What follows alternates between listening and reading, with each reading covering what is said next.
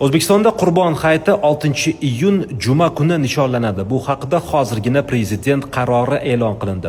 Mazkur qarorga ko'ra 2025-yilda Qurbon hayitining birinchi kuni 6-iyun sanasiga to'g'ri kelish haqidagi O'zbekiston musulmonlari idorasining axboroti qabul qilingan. Boshqacharoq aytadigan bo'lsak, O'zbekiston musulmonlari idorasi 2025-yilda Qurbon hayiti 6-iyun juma kuniga to'g'ri kelishi bo'yicha xulosa bergan va shundan kelib chiqqan holda prezident qarori qabul qilingan. Va mazkur qarorga ko'ra 7-iyun shanba kuni haftasiga 6 kun ishlaydiganlar uchun qo'shimcha dam olish kuni sifatida belgilanmoqda. Soddaroq tushuntiradigan bo'lsam, o'zbekistonliklar Qurbon hayiti munosabati bilan 3 kun dam olishadi.